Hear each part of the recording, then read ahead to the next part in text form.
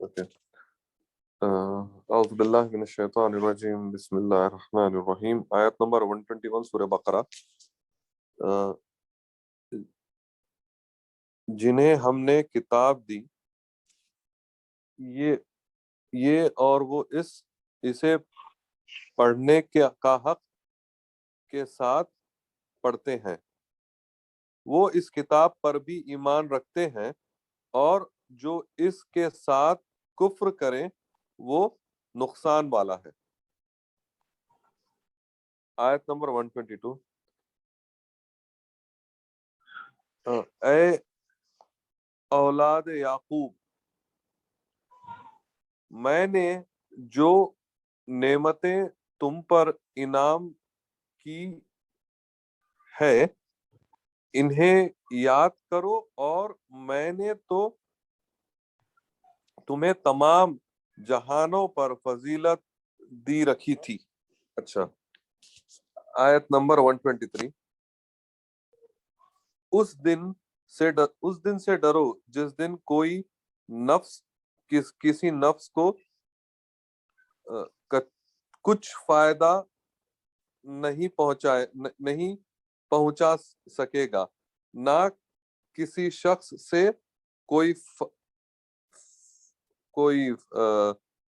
फिदिया फायदा फिदिया कबूल कबूल फिदिया फिदिया कबूल किया जाएगा। फिदिया कबूल किया जाएगा। ना ना उस कोई उसे कोई शफात नफा देगी, ना उनकी मदद की जाएगी। आयत नंबर 123। आयत नंबर 124। जब इब्राहीम अलैहिस्सलाम को उनके रब ने कई बातों से आजमाया और उन्होंने सबको पूरा कर कर कर दिया, तो अल्लाह ने फरमाया कि मैं तुम्हें लोगों को इमाम बना दूंगा। अर्ज करने लगा, और मेरी औलाद को फरमाया, मेरा वादा जालिमों से नहीं। ठीक है। कितने आयत पढ़ना है आदिल? और एक 125। 125। हमने बैत अल्लाह को लोगों के लिए शवाब और ईमान व अमन की जगह बनाई। तुम मुकाम इब्राहिम को जाओ, नमाज मुकर्रर कर लो। हमने इब्राहिम अलैहिस्सलाम और इस्माइल अलैहिस्सलाम से वादा लिया कि तुम मेरे घर को तवाफ करने वालों और इत्तिकाफ करने वालों और रुकू सिजदा करने वालों के लिए पाक साफ रखो। अच्छा, ठीक है, ओके। आयत नंबर 125 कंप्लीट। ओके। बस यही करो। हाँ 120।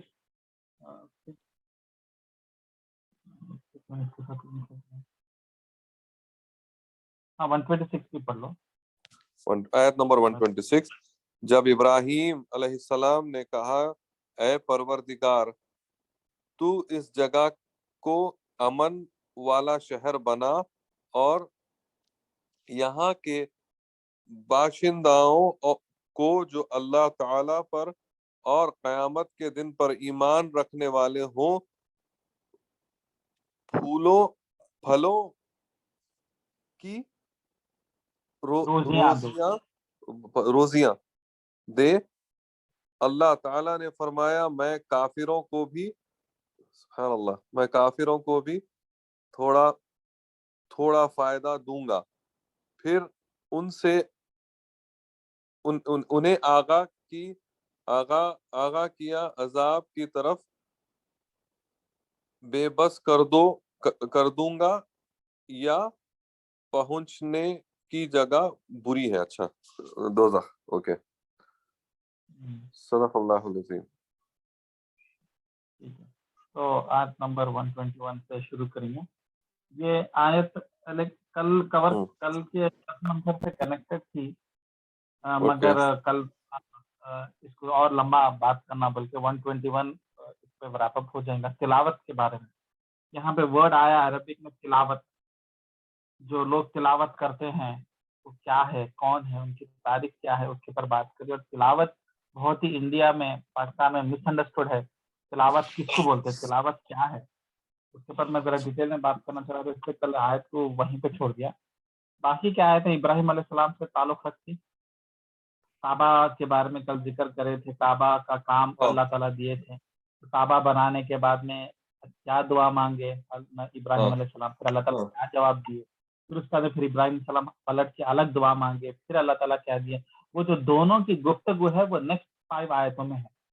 ओके और 2 आयतें हम छोड़ दे रहे हैं, इंशाल्लाह फिर कल कवर करेंगे। मगर ये अल्लाह और इब्राहिम अलैहिस्सलाम की गुफ्तगू है, और इब्राहिम हम्म अलैहिस्सलाम की फिक्र, और उसके बाद में अल्लाह ताला की रहमत जो काबे में, खुसूसन मक्के में दिखती। और जो लोग उम्रा गए या हज गए, वो लोग इस बात को अंडरस्टैंड करेंगे, गौर व फिक्र करेंगे कि वो पूरी पूरी इब्राहिम अलैहिस्सलाम की दुआओं का असर दिखता उस जगह पे। हम्म तो उसके बारे में करेंगे इंशाल्लाह। पहले 121 आयत आयत को मैं दोबारा पढ़ता हूँ। अब जो है तिलावत पे फोकस कीजिए। प्रॉब्लम क्या हम्म हो रहा है कि हम जब उर्दू ट्रांसलेट कर दे रहे, तो वो वर्ड जो है उर्दू में सिंपल दिख रहा, मगर अरबिक में रहे तो उसका मीनिंग थोड़ा अलग आता। तो हम्म अल्लाह ताला बोलते हैं हमने किताब दी है, मतलब मुसलमानों को, हाँ और वो उसे पढ़ने के हक, वो पढ़ने का वर्ड एक्चुअली गलत है, वो उर्दू में ट्रांसलेट, वो असल वर्ड है तिलावत। अब तिलावत को तिलावत ही रखे तो बेहतर रहता था, मगर ट्रांसलेशन में उसको जो है पढ़ने का वर्ड करे, उसका मीनिंग उसका पूरा कम हो गया, खत्म। तो आयत है कि अल्लाह ताला बोल रहे मोमिन की निशानी वो है जो कुरान की तिलावत करे, हम्म वो इस किताब पर भी ईमान रखते हैं, और उसके साथ कुफ्र करे वो नुकसान वाला है। तो मतलब जो लोग इस किताब पे भरोसा, तिलावत नहीं कर रहे, वो लोग ईमान का दावा नहीं कर सकते। मतलब अगर ईमान है, अगर मुसलमान है, तो कुरान के साथ तुम्हारा कनेक्शन डेली होना चाहिए, तिलावत होनी चाहिए कुरान, वरना फिर तुम में और काफिर में क्या फर्क है, बल्कि अल्लाह ताला बोल रहे हैं। तो वो तो ये तो वही बात हो गई कि काफिर बन गए तुम जो है कुरान को डिनाई कर देने के बराबर ही है कुरान को नहीं पढ़ना। और अगर तुम कुरान की अहमियत मानते, तुम ऐसे कैसे मुसलमान है जो तुम कुरान को नहीं पढ़ते। तो कुरान के साथ क्या कनेक्शन होना चाहिए और नहीं होना कितना खतरनाक है, वो यहाँ पे अल्लाह ताला बता रहे। तो पहली चीज यहाँ हम्म पे अंडरस्टैंड कीजिए कि कई बार उर्दू जो है लफ्ज अरबिक से आए, कई उर्दू के लफ्ज जो है अरबिक से आए हुए हैं, और उर्दू भी अपनी लैंग्वेज डेवलप हुई, मगर कई बार जो अरबिक में मतलब है वो उर्दू में सेम वर्ड होने के बावजूद भी जी जो है उसका मीनिंग खराब हो जा रहा, उसका मीनिंग जो है उसका इफेक्ट चले जा रहा। इसके लिए ये तिलावत का वर्ड उर्दू में ना लेके अरबिक में लेंगे, क्योंकि कुरान अरबिक में है, और यहाँ पे अल्लाह हम्म ताला अरबिक में उस वर्ड तिलावत यूज करे। तो तिलावत का मतलब एक्चुअली पढ़ना नहीं है खाली। जो लोग हम्म बोलते हैं कि कुरान की तिलावत करो रमजान में, जो लफ्ज इस्तेमाल करते तिलावत है, और तिलावत बोले तो अपने माइंड में सिर्फ इतना आ गया, और कुरान में भी आ गया वर्ड तिलावत, तो कुरान का तिलावत बोल तो बस पढ़ लो। तो ये सेंसिस नहीं बनता, ये लॉजिक के खिलाफ है कि कोई किताब आप पढ़ रहे हैं उसको बगैर समझे और वो आपको जो है अल्लाह के नजदीक लेके जाने वाली है, ये बेवकूफी की बात है। और मैं इससे पहले भी कई क्लासेस में, और कुरान जब क्लासेस शुरू कर रहे थे इंट्रोडक्शन के फर्स्ट 2 क्लासेस में, कुरान को पढ़ने का सही तरीके के ऊपर मैं बात कर रहा था कि कुरान की बेहुरमती और बेइज्जती है उसको रट्टा मारना, उसको उसको जो है तेजी से पढ़ के बाजू रख देना बगैर उसके मीनिंग पे गौर व फिक्र करना। मगर क्योंकि वो जब कुरान नाजुल हुई अरबों पे, वो जमाने में कोई ऐसा आदमी भी नहीं था जो अरबिक जबान नहीं बोलता था। यहाँ तक कि गुलाम, नौकर और जो है दुश्मन, अबू जहल, अबू लहब ले लो, हर कोई कुरैश के बड़े बड़े दुश्मना ले लो, या गए गुजरे नौकर गुलाम ले लो, वो सब लोग अरबिक जबान बात करते थे, और उन्हीं के जबान में कुरान नाजिल हुई। तो जब उनके सामने कुरान बोला जा रहा, तो बगैर समझ के पढ़ना जो पॉसिबल ही नहीं होता। फॉर एग्जाम्पल मैं आपके सामने उर्दू में एक कहानी सुना रहा हूँ। एक राजा था, एक रानी थी। अब मैं बोल रहा हूँ बगैर समझ के इसको सुनो, बोलते आप सुन सकते, क्योंकि मैं बोलते थे आपको समझ में आ जाती। क्यों? क्योंकि आप उर्दू जबान है आपकी। मैं कहानी बोला, एक राजा था, एक रानी थी, उन्होंने दोनों गए, ऐसा शादी हुई, बच्चे हुए, ऐसा। तो इसमें आपको आपको समझे बगैर पढ़ ही नहीं सकते। तो इसके लिए मैं आपको तो बोलूंगा नहीं कि भाई मैं आपको उर्दू में कहानी सुना रहा हूँ मगर इसको मत समझो। तो आप बोलेंगे फिर ऐसा कैसा, बगैर समझे मैं कैसा कहानी सुन सकता हूँ। तो इसके लिए जब नबी सल्लल्लाहु अलैहि वसल्लम कुरान पढ़ो और कुरान में तिलावत पढ़ो, तो उसमें अंडरस्टूड सी मीनिंग है कि उसको समझ के पढ़ते थे वो जमाने में। क्योंकि अबू जहल लो, अबू लहब ले लो, कुरैश के जाहिल गुंडों को भी ले लो, वो लोग भी समझते थे कुरान को। तो कभी हम्म, नबी सल्लल्लाहु अलैहि वसल्लम किसी बोले नहीं कि भाई कुरान को समझे ना, पढ़े ना, समझ रहे ना, समझते हुए पढ़ रहे ना, मीनिंग आ रहा ना समझ में। वो ऐसा था ही नहीं, क्योंकि वो पूरे जमाने में हर किसी को अरबी आती। अब जब हम्म, इस्लाम इंडिया, पाकिस्तान, श्रीलंका ऐसे कंट्रीज में आया जहां अरबी जबान बोली नहीं जाती थी, अरबी से दूर दूर तक भी रिश्ता नहीं है, तो जब खाली रट्टा मारना रह गया और जो है उसके मीनिंग पे गौर करना खत्म हो गया, और वहीं से मुसलमानों का जवाल शुरू होने लगा। पहले वैसा नहीं था। हम्म, पहले लोग मेहनत करके पढ़ते थे, अरबिक जबान सीखते थे, या नहीं तो फारसी में कुरान को ट्रांसलेट करके पढ़ते थे। मगर वो दौर भी अब चले गया। अब तो जो है कुरान खाली तिलावत बोलते और रट्टा मारना हो गया। इससे प्रॉब्लम ये हो गया कि जो कुरान हमको नजदीक दिल के लेके जा सकता था, हमारे दिल में कुरान उतर सकता था और अल्लाह ताला हमारे क्लोज हो सकता था, वो इफेक्ट हमारे अंदर नहीं आ रहा, क्योंकि हम ये गलती करें। इसका बेस्ट एग्जांपल मैं बताता हूँ कि नबी सल्लल्लाहु अलैहि वसल्लम के जमाने में सहाबियां कुरान की तिलावत कैसे करते थे। उसका एक बेस्ट एग्जांपल है, एक बहुत बड़े हम्म, सहाबी थे, उमर रजी अल्लाह ताला के बेटे अब्दुल्ला इब्न उमर। हम्म, और वो जमाने में और एक खासियत थी लोगों में, मेमोरी बहुत जबरदस्त थी वो जमाने में, 1400 हम्म, साल पहले। एक बार पढ़ लिए, दो बार पढ़ लिए, रट्टा मार लिए तो मेमोराइज भी कर लेते थे। और लोग जो है लंबे लंबे एक 100-200 लाइनों की पोएट्री मेमोराइज कर लेते थे, क्योंकि लिखने का कॉन्सेप्ट हम्म, बहुत कम था, लिखना देखो, पढ़ना लोगों को नहीं आता था, खाली बातचीत करते थे। तो जिसकी वजह से लिखना हर किसी को नहीं आता, मगर याद रखना तो हर एक की बस की बात है। तो याददाश्त उस जमाने में बहुत आसान थी, मतलब 1000 आयतें तो लोग ऐसे याद कर ले सकते थे, उतना आसान था। मगर उस जमाने में कुरान को हिफ्ज करने वाले लोग सिर्फ चुनिंदा थे, और वो लोग जब जंग में शहीद होने लगे, अबू बकर रज़ी अल्लाह तआला के जमाने में, उमर रज़ी परेशान होकर अबू बकर के पास जाके बोले कि देखो, हफ्फाज जो कुरान को हिफ्ज कर रहे, उनका इंतकाल हो रहा, कुरान हमारे से गायब ना हो जाए, क्योंकि मेमोराइज करे सो वाले टॉप टू बॉटम चंद लोग हैं। तो सवाल ये आता, जब लोग वहां पे अरबी जबान बात करते थे और जो है अरबिक में महारत थी, अरे गहरे लोगों को भी, गरीब अमीर सबको महारत थी, फिर मेमोराइजेशन भी का पावर भी इतना ज्यादा था, इतने कम लोग क्यों मेमोराइज करते थे? इतने कम हफ्फाज क्यों रहते थे कि 10-15 इंतकाल हो गए तो उमर सल्लल्लाहु अलैहि वसल्लम परेशान हो गए, ठीक है अब चलो अब किताब बनाएंगे, किताब की शक्ल में बनाएंगे। तो किताब लिखना शुरू करे अबू बकर के जमाने में, पहली बार किताब की शक्ल में आई। वरना लोग जो है मेमोरी में थोड़ा थोड़े हिस्से रखते थे, मगर पूरी तरीके से हफ्फाज नहीं थे। क्यों लोग हफ्फाज नहीं थे? क्यों लोग हिफ्स नहीं करते थे वो जमाने में? क्योंकि हिफ्स करने का तरीका, अब्दुल्ला इब्न अब्बास बोलते मेरे को 2.5 साल लगे सूरह बकरा का हिफ्स करने का। तो सब बोले मेमोरी तो जबरदस्त है, ये तो आपकी किताब की है, ये आपकी जबान की है, आपको 2.5 साल क्यों लगे? बोले तो सूरह बकरा को, अभी कुरान को तो छोड़ो। तो मतलब उन्होंने भी कुरान के हाफिज नहीं थे, उन्होंने सिर्फ सूरह बकरा के मेमोराइज करे थे, पूरा कुरान नहीं करे थे, इसलिए उनको हाफिज नहीं बोलते थे। क्यों? जबकि उन्होंने बड़े बड़े सहाबियां थे, क्यों मेमोराइज नहीं करते थे? क्योंकि उन्होंने बताया मेरा हिफ्ज करने का तरीका और सब सहाबियों का तरीका क्या था, पहले उसको पढ़ते थे, उसको समझते थे, उसकी तदब्बुर करते थे, गौर व फिक्र करते थे, फिर जिंदगी में अमल करते थे, तो जब उसको हफ्फाज बोलते थे। तो आप देखो, हिफ्ज जो है, मेमोराइजेशन करना, रट्टा मारना सबसे आखिरी के स्टेज में होता था, लास्ट स्टेज में। पहले क्या होता था? पढ़ते थे, फिर समझते थे, फिर तदब्बर करते थे, गौर व फिक्र करते थे, फिर उसके बाद में मेमोराइज करते थे। क्योंकि मेमोराइजेशन हिफ्ज का मतलब इस तरीके से आखिरी स्टेज में होता था। आज सब चीजों को छोड़ दे रहे, सिर्फ मेमोराइजेशन कर रहे, रट्टा मार ले रहे, और जो मीनिंग है, जो तदब्बर करना है, ट्रांसलेशन पढ़ना है, वो कभी हो नहीं पा रहा, क्योंकि इसी में टाइम, एनर्जी, पैसा पूरा लग जा रहा लोगों का। तो इससे ये पता चला कि ये गलत तरीके से हिफ्ज हो रहा। तो ये पूरे 4 स्टेजेस को तिलावत बोलते हैं। तिलावत का मतलब यही 4 स्टेजेस है जो मैं बोला, पढ़ना, समझना, तदब्बर करना और फॉलो करना।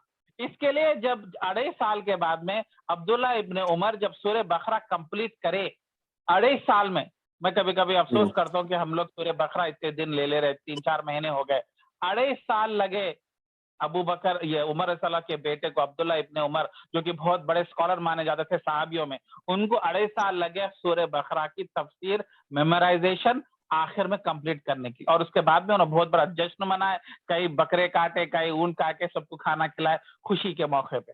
तो इससे ये पता चला कि ये है तिलावत का असल मीनिंग।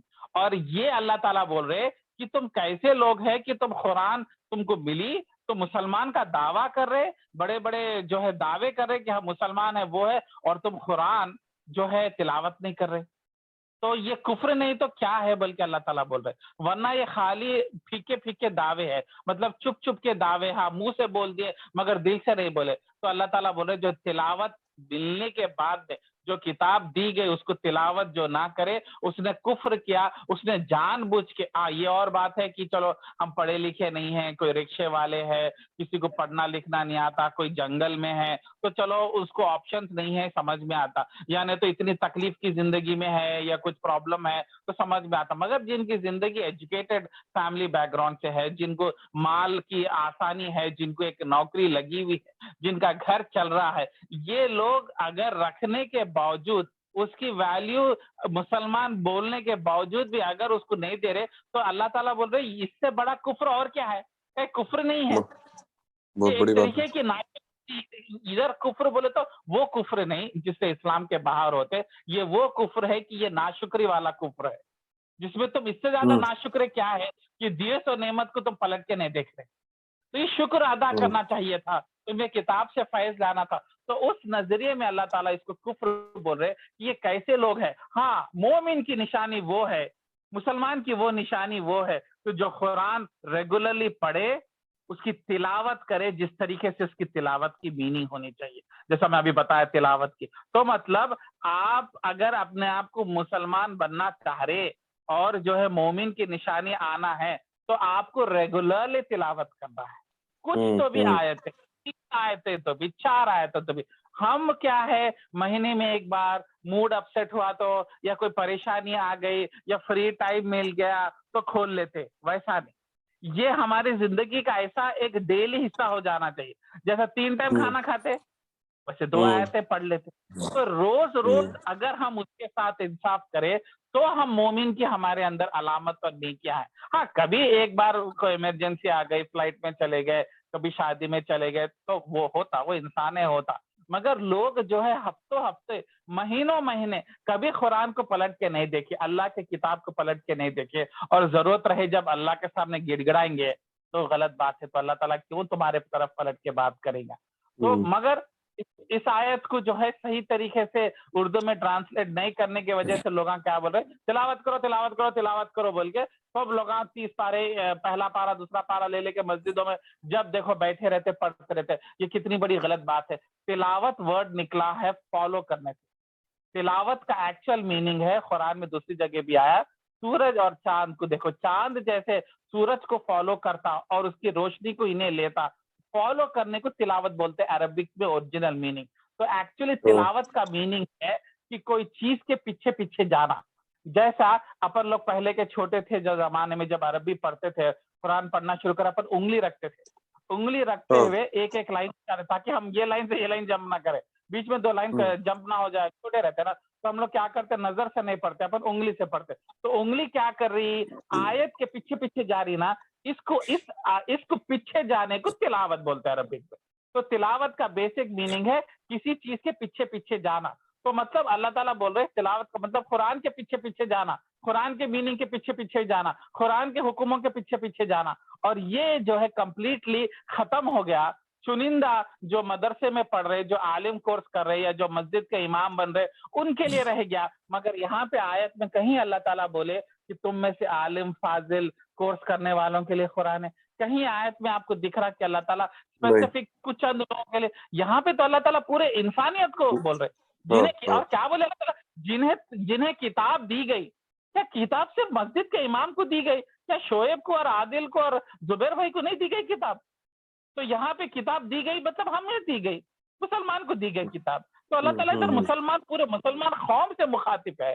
और हम लोग जो है ये तफसीर, ये ट्रांसलेशन को गहराई से समझने की जिम्मेदारी आलिमों को दे दी। हमारे बस की बात नहीं है समझ रहे, जबकि तिलावत का मीनिंग उसको फॉलो करना है, उसको अंडरस्टैंड करेंगे तो ना उसके पीछे पीछे जाएंगे। अगर उसके मीनिंग पे गौर व फिक्र नहीं करेंगे तो कैसा। तो इसके ऊपर तो मैं पहले भी बता चुका था कि नबी सल्लल्लाहु अलैहि वसल्लम की हदीस से भी साबित है कि नबी सल्लल्लाहु अलैहि वसल्लम जज्बात में एक बार आंसू में तहज्जुद की नमाज में बदुआ दिए उन लोगों को जो कुरान पढ़ते हैं मगर उसकी सही तिलावत नहीं करते, उसके पर तदब्बुर नहीं करते। तो वो टॉपिक आप तक पहले भी आ चुका, तो इंशाल्लाह उसके ऊपर आयत पर करेंगे। तो अब नेक्स्ट आयत पे जाएंगे। Any question? आयत नंबर 122। अब फिर अल्लाह ताला जो है अब खुरैश को अलग तरीके से समझा रहे हैं।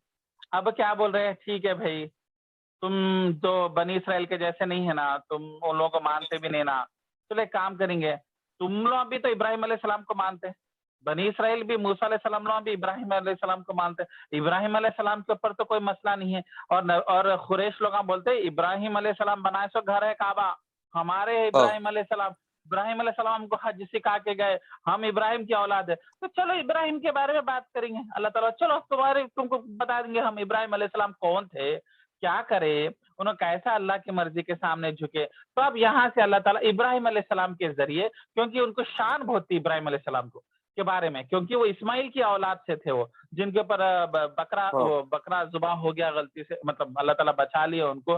तो वो उस बकरे के सींग और उसका चमड़ा जो है काबे में रखा हुआ रहता था, वो खुरैश लोगों के पास था। वो क्यों बोले तो वो लोग अपनी लेगेसी मानते थे, क्या है भाई तुम्हारे पास स्पेशल कुछ हीरे जवाहरात निकलते, पेट्रोल निकलता, तो नहीं नहीं नहीं हमारे पास कुछ भी नहीं। मगर इब्राहिम अलैहिस्सलाम के बेटे इस्माइल अलैहिस्सलाम को बचाने के लिए जो दुम्बा आया था, वो दुम्बा अभी भी उसके हड्डी और उसके कुछ है, हमारे पास सिंग वगैरह है, तो ऐसा बोल के बोलते, तो वो लोग शान लेते थे। और हमारे पास काबा है, तुम सबको इधर आना पड़ता, काबे के सामने सिजदा करना पड़ता, बोल के शान समझते थे। और अपने आप को क्या बोलते थे, हम जो है काबे के कस्टोडियंस है बोल के शान से बोलते थे।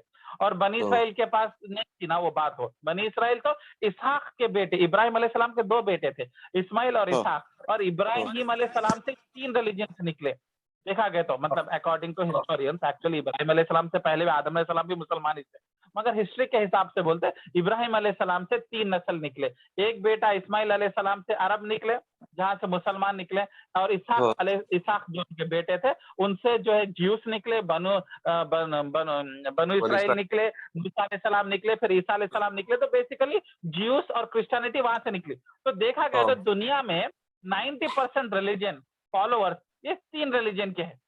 तो तीनों के बाप इब्राहिम अलैहिस्सलाम हुए।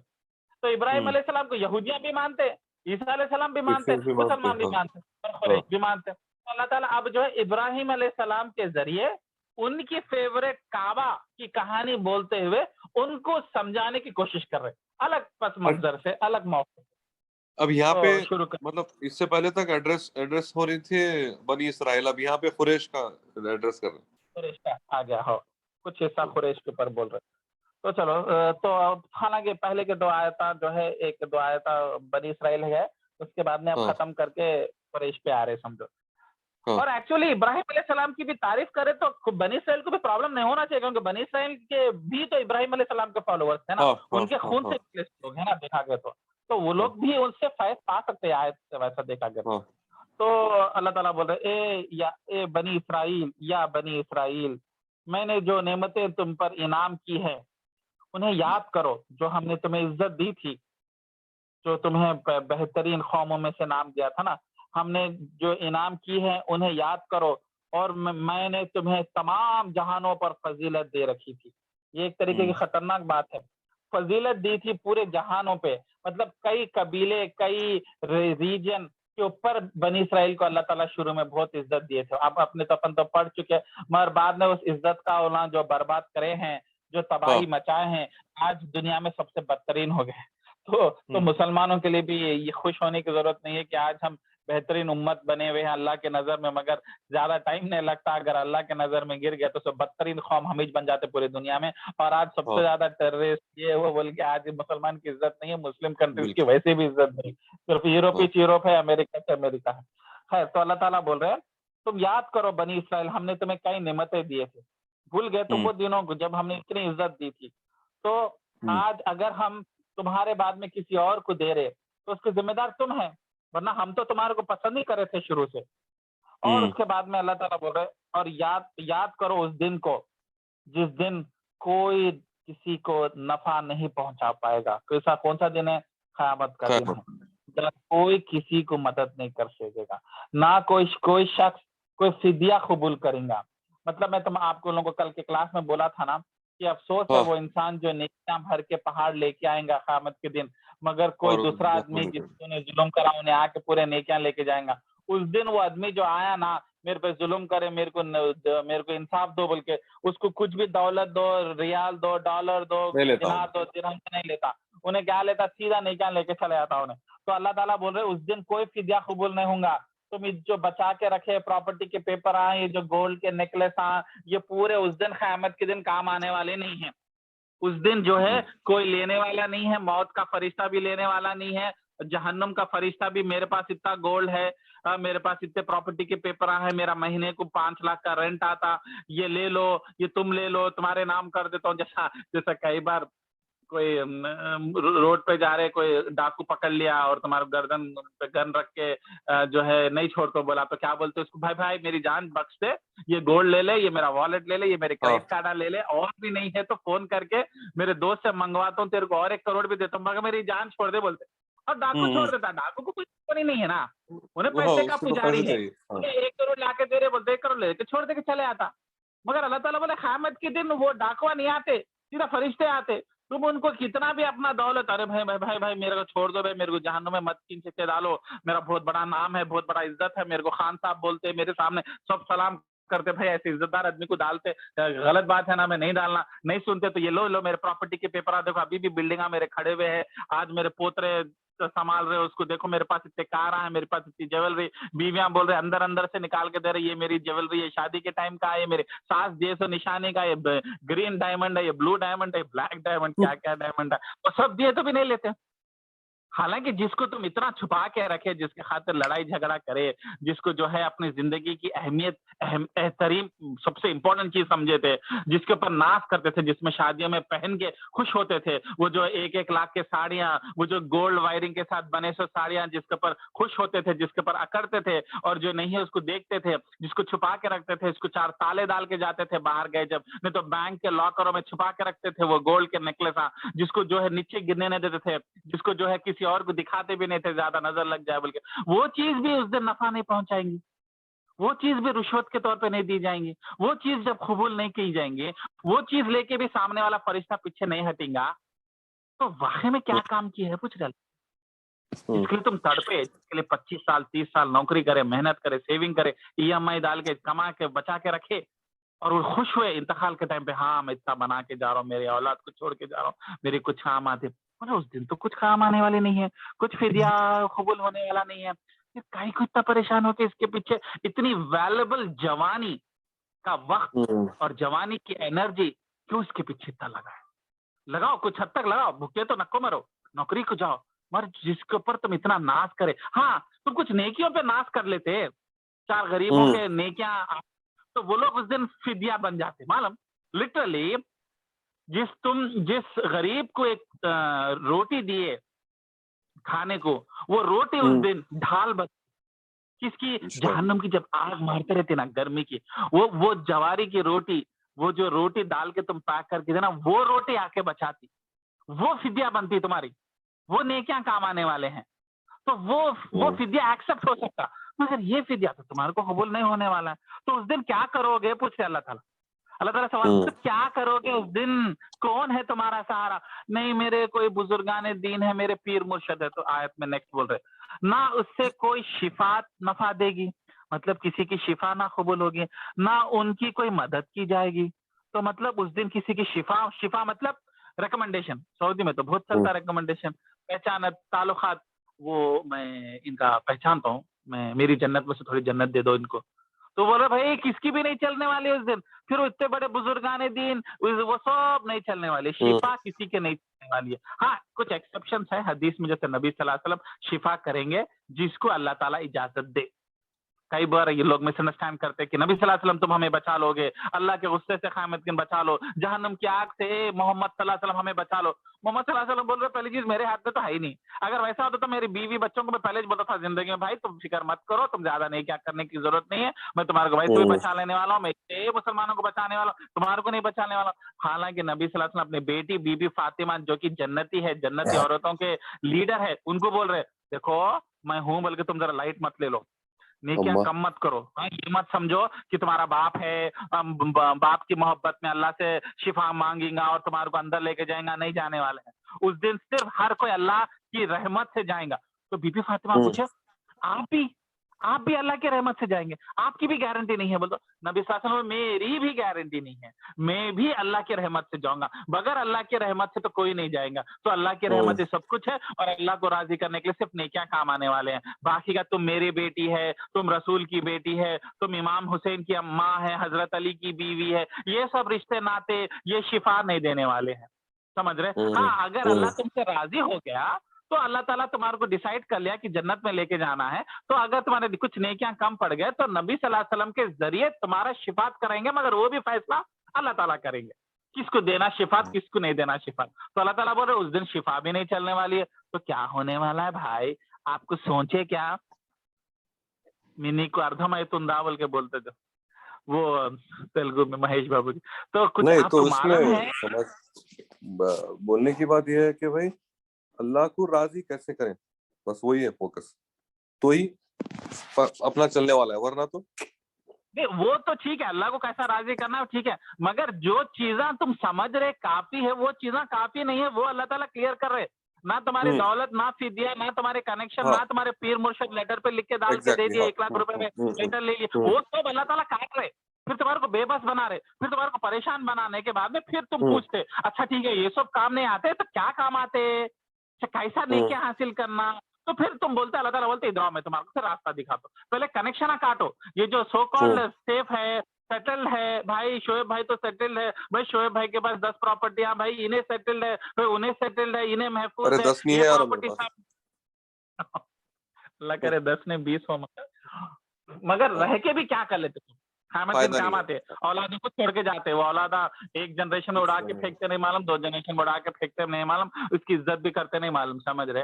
तो तुम तो लेके तो नहीं जा सकते पूरे 20, हाँ हाँ हाँ एक दो भी नहीं लेके जा सकते, पेपरा भी नहीं लेके जा सकते, डॉक्यूमेंट, अरे भाई मैं हाँ खबर में तो भी रखो प्रॉपर्टी पेपर, जरा छाती को लगा लेके अच्छी नींद आती बोल तो वो भी नहीं लगाने देते तुम्हारे औलादा, समझ रहे हैं? तो वो सब तो छोड़ के जाना है। तो तुम जिस चीज के ऊपर नाच कर रहे कि ये मेरा अचीवमेंट है, भाई जैसा शादियों में पूछते हाँ भाई क्या कर रहे हैं आजकल, कुछ करे नहीं करे, खाली टोपियां लगा के घूम रहे हैं, कुछ हासिल करे? नहीं नहीं नहीं माशाल्लाह मैं एक फ्लैट हासिल करा हुआ। हाँ देखो भाई हासिल करना भाई जिंदगी है, बोलते 4 चीजें करना पड़ रहा है, जैसे लोग बोलते क्या हासिल करे, क्या है भाई आपके पास? या आप लड़का है, आपको रिश्ता देखने जा रहे हैं, लड़की वाले पूछते भाई बच्ची को खाना तो खिला लेते ना, कुछ आमदनी है नहीं है, कुछ कमा के रखिए, क्या अचीवमेंट है, खाली डिग्रियां हैं, नहीं नौकरी भी है, फिर नौकरी तो है, सेविंग है नहीं है, कुछ घट कैश है नहीं है, कुछ गोल्ड वोल्ड है नहीं है, तो लोग इस चीज को अहमियत देते, तो वो अल्लाह ताला अहमियत को गिरा रहे इधर।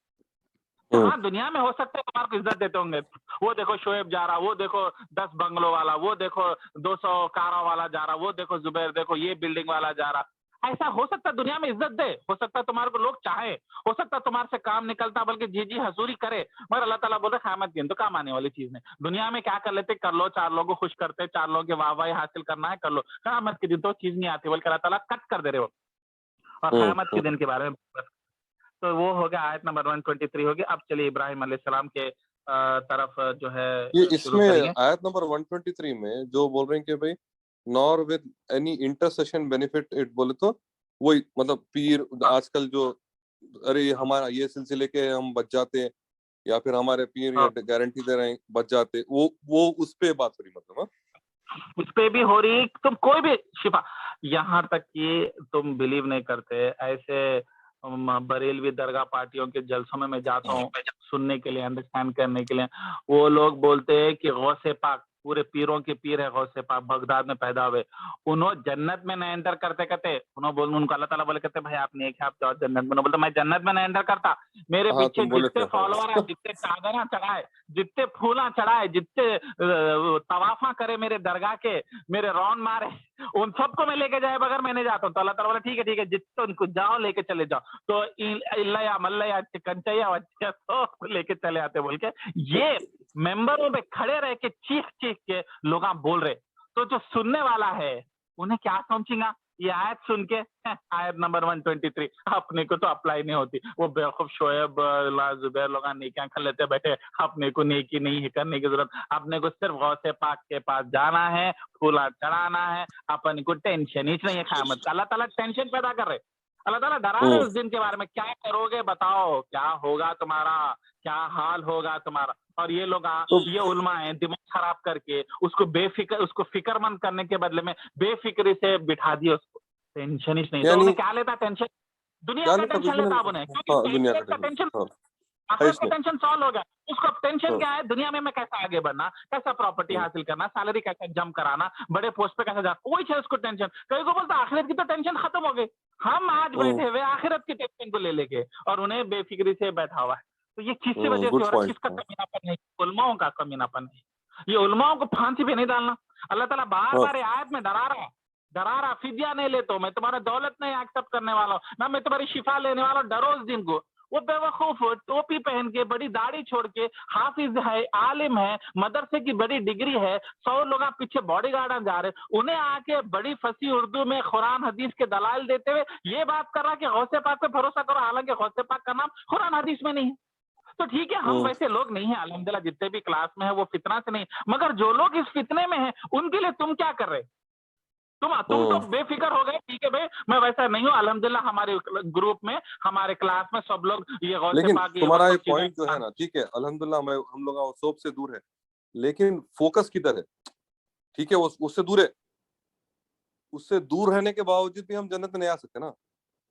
हाँ वो तो है, वो तो अब तक मैं बताया, मैं अब तक वही हाँ पॉइंट पे जो अल्लाह बोल के रहा था। रसूल जो बोले गौसे पाक पे बीबी फिक्र, फातिमा, हाँ वो नहीं है तो तो क्या हो, गौसे लेकिन पाक ये भी पे तो है। फिक्र, मगर हम बिल्कुल तो फिक्र ही नहीं कर रहे।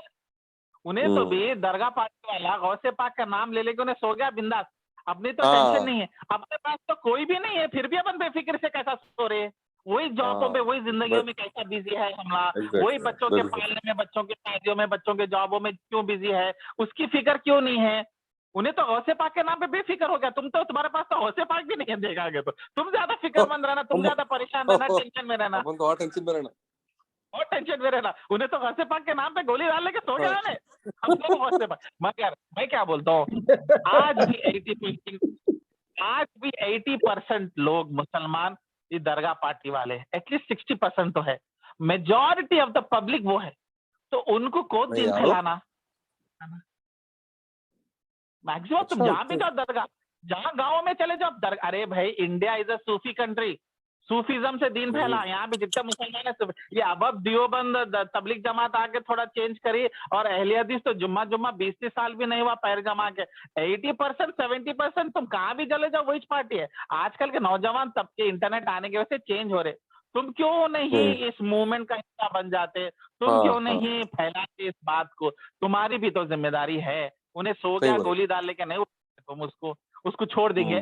70% पॉपुलेशन तुम्हारे मुसलमान भाई को तुम छोड़ देंगे, तो इस पे भी काम करना चाहिए। ठीक है अपना कुरान वगैरह तो है, मगर उसको भी तो फैलाना ना, उस तक भी तो पहुंचाना ना।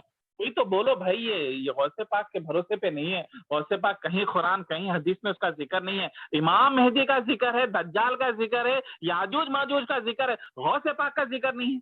हालांकि गौसे पाक नबी सल्लल्लाहु अलैहि वसल्लम के 400 साल 500 साल के बाद में पैदा हुए, 800 साल के बाद में, उनका जिक्र नहीं है। अगर इतने इंपॉर्टेंट थे तो कहीं कुरान हदीस में गौसे पाक का जिक्र नहीं, दज्जाल का जिक्र है, याजूज माजूज का जिक्र है, इमाम मेहदी का जिक्र है, ईसा अलैहिस्सलाम के आने का जिक्र है, सब जिक्र है, हर छोटी चीज बताई गई। कहाँ है तुम्हारे गौसे पाक जिसपे तुम इतना भरोसा कर रहे हैं। तो हमारी किसकी जिम्मेदारी है, हमारी जिम्मेदारी, जितना हो सके हम इसको जो है आगे बढ़ाने की कोशिश करेंगे, बगैर लड़ाई झगड़े करे, बगैर फितना पैदा होके, बड़ा लोगों को तोड़े बगैर, जो है प्यार मोहब्बत से जो है इंशाल्लाह करेंगे। तो अब आएंगे मेन टॉपिक पर, इब्राहिम अलैहिस्सलाम के ताल्लुक से अब अल्लाह ताला यहाँ पे चैप्टर खोल रहे। तो अब बता रहे अल्लाह ताला बोले इब्राहिम अलैहिस्सलाम क्यों इब्राहिम अलैहिस्सलाम है, क्यों उन्होंने खलीलुल्लाह बने, क्यों अल्लाह के वो प्यारे दोस्त बने और गहरे दोस्त बने। खलीलुल्लाह का मतलब इंटीमेट पहले बोला, और नबी सल्लल्लाहु अलैहि वसल्लम को अपन हबीब बोलते, हबीबुल्लाह, अल्लाह जिसको चाहते। मोहम्मद सल्लल्लाहु अलैहि वसल्लम के टाइटल है हबीबुल्लाह, और इब्राहिम अलैहिस्सलाम भी हबीबुल्लाह है। तो हबीबुल्लाह बने कैसा, खलीलुल्लाह बने कैसा, यहाँ पे आइए आयत नंबर 124 में, जब इब्राहिम अलैहिस्सलाम को उनके रब ने कई कई बातों से आजमाया और इन्होंने सबको पूरा कर दिया, तो अल्लाह ताला ने फरमाया मैं तुम्हें इंसानों का, लोगों का, इंसानियत का इमाम बना दूंगा। इमाम कौन है, जिसको फॉलो करे, जिसका एग्जाम्पल ले। पूरे इंसानियत के लिए मैं तुम्हें इमाम बनाऊंगा। हर क्रिश्चियनिटी, इस्लाम, जुडाइज्म, जितने भी बड़े रिलीजन हैं, तुम्हारा नाम ले लेके निकलेंगे, तुम्हारी नस्ल से निकलेंगे। ये दुआ, ये इज्जत अल्लाह ताला दिए इब्राहिम अलैहिस्सलाम को, इमाम बनाए, इमाम ऑफ ह्यूमन मैनकाइंड, इंसानियत के इमाम। ऐसे कोई इंसान नहीं गुजरे।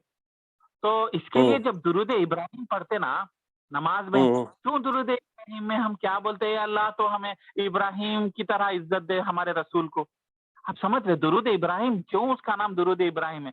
क्योंकि हम लोग दुरूद इब्राहिम में बोलते ए अल्लाह तूने जो इब्राहिम को इज्जत दी, जो बरकत दी, वो हमारे रसूल को दो बोल के बोल रहे। तो मतलब समझो इब्राहिम अलैहिस्सलाम का पोजीशन क्या था होगा कि नबी सल्लल्लाहु अलैहि वसल्लम बोल रहे प्लीज आप सब लोग दुआ कीजिए कि मुझे अल्लाह ताला इब्राहिम अलैहिस्सलाम की जैसी इज्जत दे। तो मतलब इब्राहिम अलैहिस्सलाम का पोजीशन क्या था होगा सोचो। तो अल्लाह ताला बोले इब्राहिम अलैहिस्सलाम हासिल कैसे करे पोजीशन, आजमाइशों से गुजर के, उनके हुकुमात को अमल करने के। और शायद ही कोई इंसान को अल्लाह ताला इतना नहीं आजमाए जितना इब्राहिम अलैहिस्सलाम को आजमाए। और याद रखो, जिसको जितना अल्लाह ताला ज्यादा चाहते उतना ज्यादा आजमाते। अगर आपके अंदर आजमाइश न्यारी, अगर आपकी लाइफ सुकून है तो अल्लाह आपको नहीं चाहते। बहुत बड़ी बात है, गौर कीजिए। अल्लाह ताला जिसको जितना चाहता उतना आजमाइश में डालता, क्योंकि उन्हें वो कितना कैपेबल है। अगर आपके अंदर आजमाइश ही नहीं आ रही, बाप दादा का पैसा चल लेते हुए जा रहा, कुछ तकलीफ ही नहीं है, प्रॉब्लम ही नहीं है, तो बगैर आजमाइश के तो इब्राहिम अलैहिस्सलाम भी इमाम नहीं बने। तो तुम्हारी आजमाइश के बगैर तुम कैसा बन जाते नेक सालिहीन मोमिन? बगैर एग्जाम के कौन एमबीबीएस डिग्री देता भाई आपको? अगर आप डिग्री एग्जाम ही नहीं लिख रहे तो मतलब आप इंटर है ना। आप एमबीबीएस के 4 साल पढ़े मगर आप एग्जाम नहीं लिखे तो आपको एमबीबीएस की डिग्री नहीं मिलते, तो आप क्या है, 12th पास ही है ना, इंटर पास ही है ना आप। तो आजमाइश के बगैर, हुकूमात को फॉलो करे बगैर और उसमें तकलीफात को उठाए बगैर आपकी ना इज्जत बढ़ने वाली है ना आपका नंबर पास होने वाला है। तो अगर आपके अंदर आजमाइश नहीं आ रही, लोग समझते हैं करोड़पति है, अरबपति है, पैसा है, औलादा सेटल है, तो आजमाइश नहीं है। आजमाइश हर किसी को है, आजमाइश हर किसी को है, मगर आजमाइश का लेवल अलग है उसके ईमान के हिसाब।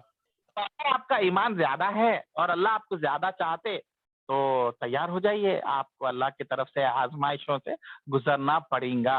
अब इब्राहिम अलैहिस्सलाम के साथ क्या आजमाइश हुई, बच्चा पैदा हुआ, वो भी 80।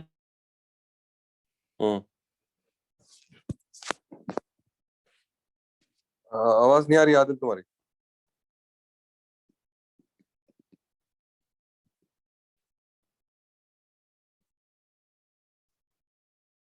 हेलो आदिल, तुम म्यूट हो कहते आदिल। नहीं मैं जरा एक कॉल आ गया था। आ रही आवाज मेरी? अब आ रही। हेलो, हाँ आ रही।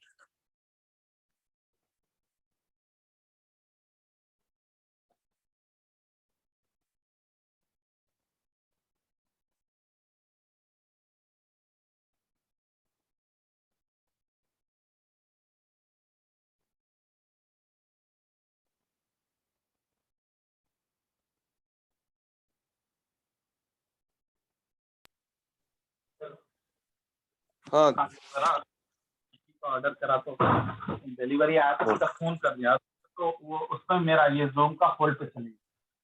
नो प्रॉब्लम जी, कंटिन्यू। तो हम लोग कहाँ थे? इब्राहिम अलैहिस्सलाम का तुम स्टोरी बोल रहे थे, स्टार्ट किए थे बिरयानी के लाइफ के बारे में। कोई रेस्टोरेंट, बड़ा रेस्टोरेंट में कौन सा खाना है, वो बात तो नहीं चल रही थी ना, नहीं की बात चल रही थी। दिन की बात। तो तो इब्राहिम अलैहिस्सलाम के साथ कैसी आजमाइश हुई और कैसा वो इमाम बने इंसानियत के और खलील कैसे बने। जब 80 साल के थे तो तड़पने के बाद में औलाद नहीं हुई, एक अल्लाह के पैगंबर जो अल्लाह के इतना अजीज है उनको अल्लाह ताला औलाद नहीं दिया, कितनी बड़ी आजमाइश, बुढ़ापे तक नहीं दी आजमाइश। औलाद, उनकी बीवी बे औलाद कहलाई और उनको औलाद का सुख नहीं दिया। जब 80 साल की उम्र में जब उनको औलाद हुई और पहला बेटा हो और पहली औलाद हुई, गोद में रखी हुई बीवी को और औलाद को ले जाके रेगिस्तान में काबे के पास बियाबान छोड़ दे के आ जाओ, सिर्फ थोड़ा सा पानी और थोड़ा खजूर दे दे के और पलट के भी मत देखो बोले। और वहीं पे वो सफा मरवा की एपिसोड हुई और उनके जो बीवी थे पानी के लिए भागे और वो भागने में भी ईमान था और अल्लाह के ऊपर नफरत नहीं थी और अल्लाह पे भरोसा था। उसी को सफा मरवा बोले।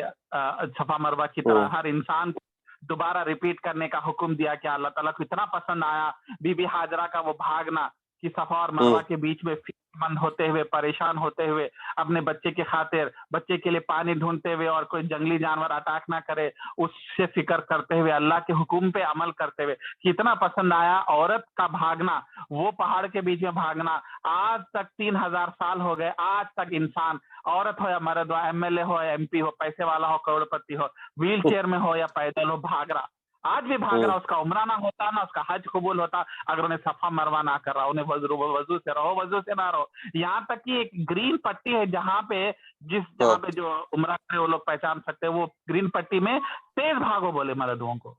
क्यों? क्योंकि वो हिस्से पे बीबी हाजरा तेज भागे थे। तो अल्लाह ताला को ये भी पसंद आया कि खाली भागना नहीं, मेरे बीबी हाजरा तेज भागे तो तुम भी तेज भागो, चाहे तुम कितने भी बड़े तुरुम बिरहो में नहीं करता। और आज भी वही कपड़े पहन के मैं देखता हूँ, इतना ताज्जुब होता है, मैं जब खड़े रह के गौर करता हूँ, कितना बड़ा आदमी, कितना बड़ा भी दीनदार हो, मेरे सामने कुछ भी नहीं है, बीबी हाजरा के सामने कुछ भी नहीं, तुम भागो और वहां जहाँ तेजी से भागे तुम भी तेजी से भागो।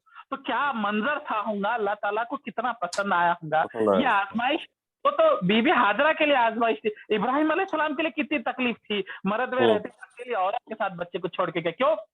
अल्लाह ताला ने हुक्म दे दिया, अल्लाह ताला हुक्म दे दिया। हम हुक्म पे, कुछ छोटे मोटे हुक्म पे भी अमल नहीं कर सकते।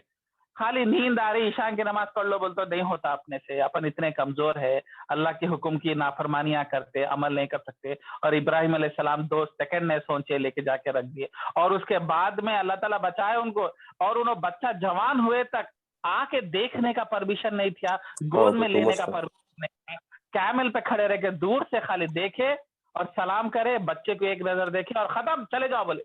उतना कंट्रोल, उतनी आजमाइश कि एक बहुत बड़े शहंशाह नेबुजरदार बोल के उसके सामने खड़े हुए तो उन्हें आग का एक बहुत बड़ा वो जंगल के जैसा बनाया था, उन्हें खोद के उसमें फेंक दिए इब्राहिम अलैहिस्सलाम को। और इब्राहिम अलैहिस्सलाम उसके बाद में भी कलमा नहीं छोड़े। खैर कई कई आजमाइशा इब्राहिम अलैहिस्सलाम की लाइफ को अगर आप स्टडी करें तो इतने आजमाइशा वाकई में किसी इंसान के साथ नहीं हुए।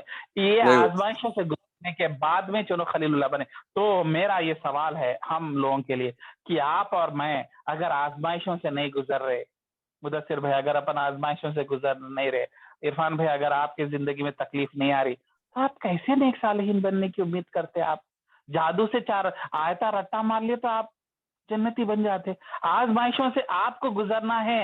हाँ ठीक है, आपके आजमाइशा एक एरिया में होंगे, शोएब को भी आजमाइश से गुजरना है, आदिल को अगर प्रॉपर्टी भी है, पैसा भी, तो आदिल को भी आजमाइश से गुजरना है। बगैर आजमाइशों के बगैर तो 2 मिनट से कोई थोड़ी आसमान में जन्नती बन जाने वाला है। हाँ देखिए आपके साथ क्या आजमाइश चल रही, उसको बर्दाश्त कीजिए और मुस्कुराइए बस।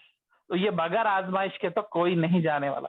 तो ये अल्लाह ताला इस आजमाइश के बारे में कुछ लोगों की लाइफ में आजमाइशें नहीं आती आदिल, मतलब ठीक है थोड़ी देर के लिए आई चले गई, ऐसा जरूरी नहीं है कि हर इंसान की लाइफ में आजमाइश हो। आजमाइश हर किसी को आती, मगर जिसका जितना ईमान है उस हिसाब से आजमाइश आती। अगर किसी को कम आजमाइश आ रही मतलब अल्लाह ताला उसके ऊपर गिव अप कर दिया।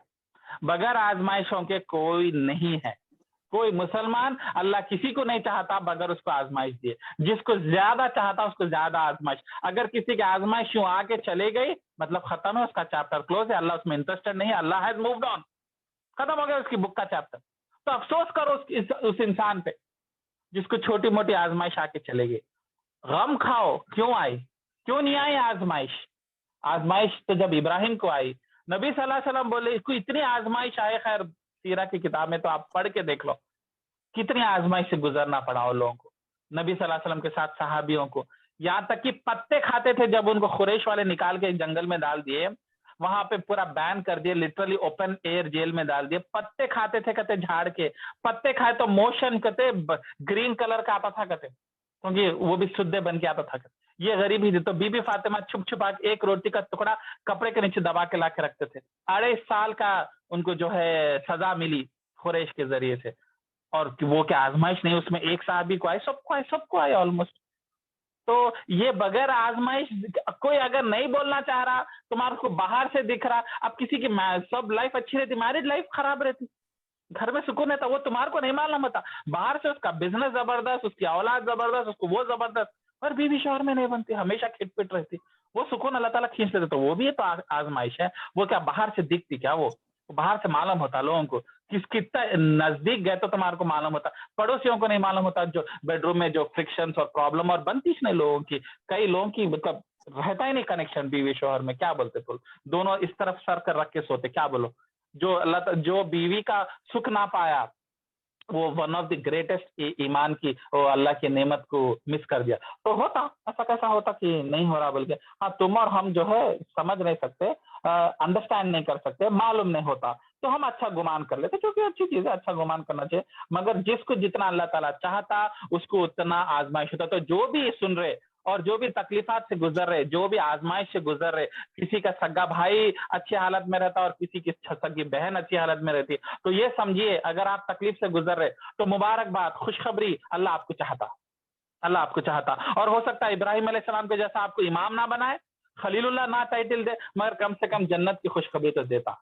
और जो लोग की जिंदगी में अगर नहीं है आजमाइश, तो गौर व फिक्र कीजिए, गौर व फिक्र कीजिए।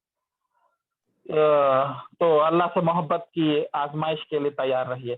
तो हेलो, सब सवाल हाँ हो गया बोलो। तुम्हारा? हाँ हाँ हाँ।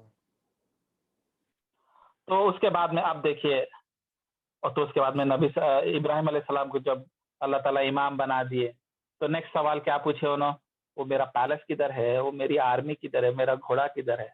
क्या बोले उन्होंने नेक्स्ट आयत में, कि जब अल्लाह ताला ने फरमाया कि मैं तुम्हें लोगों का इमाम बना दूंगा, तो इब्राहिम अलैहिस्सलाम अर्ज करने लगे, मेरी औलादों का क्या। माशाल्लाह, देखिए खुद जन्नत में चले गए। औलाद बोल तो सगी औलाद नहीं, मेरी नस्ल का क्या। और उनकी नस्ल हाँ से सब निकले, यहूदी भी निकले उनके नस्ल से, क्रिश्चियन भी निकले, मुसलमान भी निकले। आज 90% ऑफ द मुस्लिम उनकी कौम से निकले हुए। तो उनको पता चली इतनी बड़ी स्टेटस मिलने वाली, इंसानियत उनकी नस्ल से निकलने वाली, इंसानियत उनके 2 बेटों से निकलने वाली है। तो उन्होंने पूछे, मेरे औलादों का क्या, उनको इमाम नहीं बनाते क्या, उनको इज्जत नहीं है क्या, उनको जन्नत नहीं है क्या, उनको क्या है बशारत, उनको मेरे वजह से कुछ खुशखबरी मिलने वाली है, मेरा खून लेके पैदा होने वाले चाहे परपोते के परपोते रहो, उनकी भी फिक्र रख के पूछे, उनको भी देते थे ना जन्नत तुम। अल्लाह ताला ना ना ना ना, फरमाया मेरा वादा जालिमों के साथ नहीं। तो नबी, तो जालिम इब्राहिम अलैहिस्सलाम से मेरी नस्ल जालिमीन, मेरी नस्ल की वजह से कुछ फायदा होता होगा, मेरी नस्ल सेफ होंगी, सिक्योर होंगी, उसको अल्लाह का खास प्रोटेक्शन मिलने वाला अल्लाह ताला नहीं। जो तुम्हारे नस्ल से मुसलमान बने नेक है उसकी चीज है, उन्हें नाम का मुसलमान है, उन्हें जालिम है, मैं उसको कोई मदद नहीं करने वाला हूँ, मेरी तरफ से कोई प्रोटेक्शन नहीं है उसको। तो इससे पता ये चला कि वही लोग फैज पाएंगे इब्राहिम अलैहिस्सलाम की दुआ से, काबा की तौबा से, जो जालिम नहीं है, जो जुल्म नहीं करते। जालिम का मतलब जो है यहाँ पे वो जालिम नहीं है जो लोगों को मारते पीटते। यहाँ जालिम का मीनिंग है कि जो अल्लाह के साथ जो है शिर्क करे और जो अल्लाह के दीन की नाफरमानी करे, नाशुक्री करे, वो वाले कुफ्र, वो वाले शिर्क सबको मिला के अल्लाह ताला जालिम बोले, मतलब दीन के जालिम की पर करे। एक जनरल वर्ड है, तो छोटे से वर्ड के लिए रेस्ट्रिक्ट ना कीजिए। तो ये था नंबर 124। अपन टाइम हो रहा, ठीक है, 25 125। 126 कल कर देंगे अपन। हाँ, कल रैप करिए। हाँ कल रैप कर हेलो, देंगे। हाँ हाँ कल कर देंगे। रोक देंगे फिर, ठीक है। हाँ हाँ हाँ तो नहीं है और ना तुम कुछ लोगों को, कोई क्वेश्चन है क्या?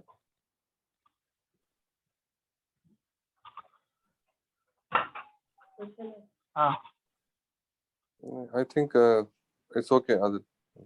जी, क्वेश्चन कल कंटिन्यू कर लेंगे 125 कल कंटिन्यू करेंगे। जज़ाकल्लाह।